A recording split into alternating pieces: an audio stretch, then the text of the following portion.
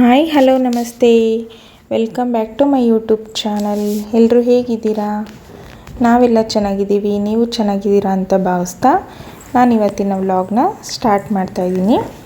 ಇವತ್ತು ತಿಂಡಿ ಬಂದು ನಾನು ಡಿಫ್ರೆಂಟಾಗಿ ರೊಟ್ಟಿ ಮತ್ತು ಪರಂಗಿಕಾಯಿ ಇತ್ತು, ಸ್ವಲ್ಪ ಪರಂಗಿಕಾಯ್ದು ಪಲ್ಯ ಮಾಡೋಣ ಅಂತ ಮಾಡ್ತಾಯಿದ್ದೀನಿ.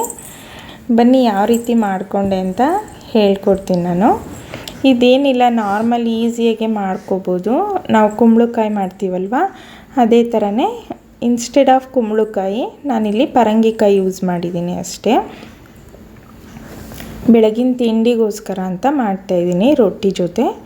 ಇದಕ್ಕೆ ಒಂದು ಕಡಾಯಿಗೆ ಎಣ್ಣೆ ಹಾಕ್ಕೊಂಡು, ಎಣ್ಣೆ ಕಾದ ನಂತರ ಸ್ವಲ್ಪ ಸಾಸಿವೆ, ಜೀರಿಗೆ, ಕರಿಬೇವು, ಈರುಳ್ಳಿ ಮತ್ತು ಹಸಿರು ಮೆಣಸಿನ್ಕಾಯಿ ಹಾಕಿ ಒಗ್ಗರಣೆ ಮಾಡ್ಕೊಳ್ಳೋದು.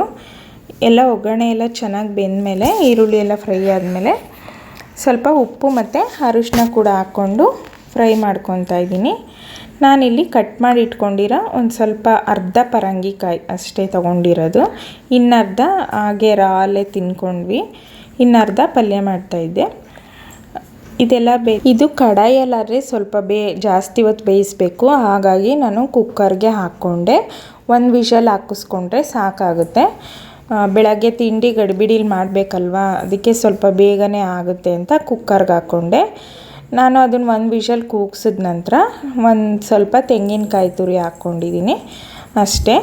ಸಿಂಪಲಾಗಿ ಟೇಸ್ಟಿಯಾಗಿತ್ತು. ನೀವು ಒಂದು ಸರಿ ಟ್ರೈ ಮಾಡಿ. ಆ್ಯಂಡ್ ಪ್ಲೀಸ್ ಯಾರು ನನ್ನ ಚಾನಲ್ಗೆ ಇನ್ನೂ ಯಾರು ಸಬ್ಸ್ಕ್ರೈಬ್ ಮಾಡ್ಕೊಂಡು ನೋಡ್ತಾ ಇಲ್ಲ, ಪ್ಲೀಸ್ ಸಬ್ಸ್ಕ್ರೈಬ್ ಮಾಡ್ಕೊಂಡು ನೋಡಿ ಅಂತ ಹೇಳ್ತಾ ಇವತ್ತಿನ ಈ ಸ್ಮಾಲ್ ವ್ಲಾಗ್ನ ಇಲ್ಲಿಗೆ ಎಂಡ್ ಮಾಡ್ತಾಯಿದ್ದೀನಿ.